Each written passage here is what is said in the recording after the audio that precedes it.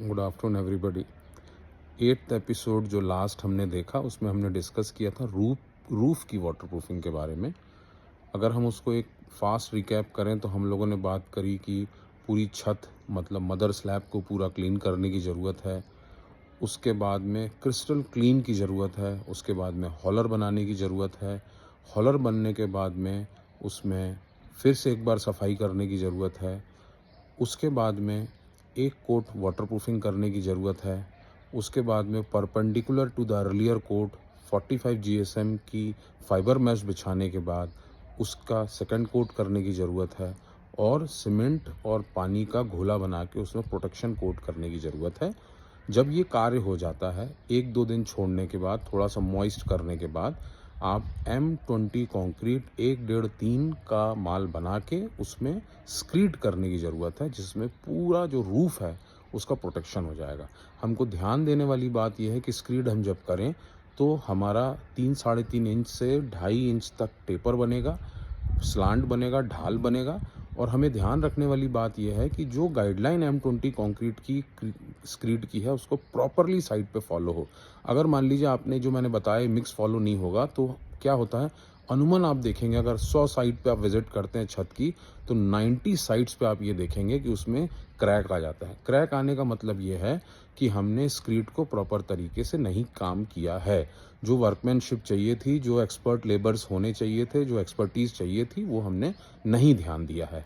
तो उसका बहुत ध्यान रखिएगा। और उसके बाद में जब स्क्रीड हमारी तैयार हो जाती तो उसको पकाने के लिए कम से कम 10 से 12 दिन एक टैंक बना के रखिए उसमें। और टैंक बनाने के बाद में उसमें पानी भर के रखिए ताकि हीट ऑफ हाइड्रेशन मतलब क्रैक उस पर बिल्ट ना हो।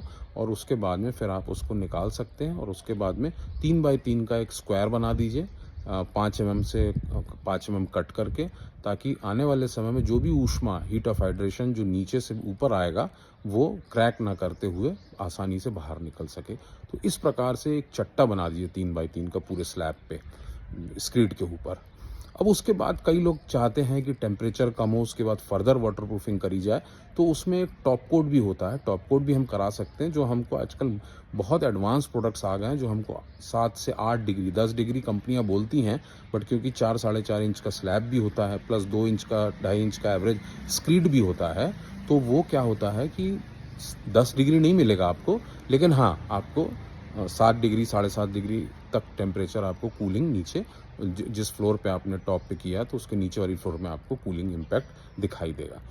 अब हम अगर बात करते हैं तो उसमें और एक पार्ट रह जाता है, और वो रह जाता है कि हमको टावर का भी ध्यान रखना है। और टावर का भी ऊपर जो स्लैब है जिस पे हम यूजुअली अनुमान टंकी को रेस्ट करते हैं उसको भी स्क्रीड करना है मदर स्लैब के ऊपर।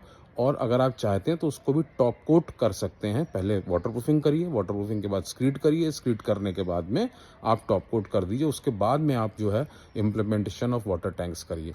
तो उसमें क्या होगा, रूफ से यूजुअली पानी आता है और रूफ से धीरे धीरे फिर वो रूफ जो आपका वॉल्स हैं, वॉल्स में पानी गिरता है और वॉल्स में पानी गिरते टावर जर्जर होता है और वो अल्टीमेटली जो है वो जो स्लैब है उस पर इम्पैक्ट करता है। तो आगे हम डिस्कस करेंगे बहुत वाइटल पार्ट पे कि किन किन बारीक चीज़ों पे हम ध्यान रखें वर्कमैनशिप में। पूरे प्रोसेस को फिर से एक बार डिस्कस करेंगे। इवन हम पूरी फोटोग्राफ्स के साथ भी डिस्कस करेंगे कि स्लैब में हम क्या फर्दर जो हम अभी बात कर रहे हैं उसमें स्टेप बाय स्टेप कैसे अपन बारीकी से चीज़ों का ध्यान करा जा सकता है। तो नेक्स्ट में मैं ज़रूर बात करूंगा और वो बहुत ही इम्पॉर्टेंट एपिसोड होगा, तो मैं चाहूँगा कि आप लोग उसको भी ध्यानपूर्वक सुनिए। Thank you very much.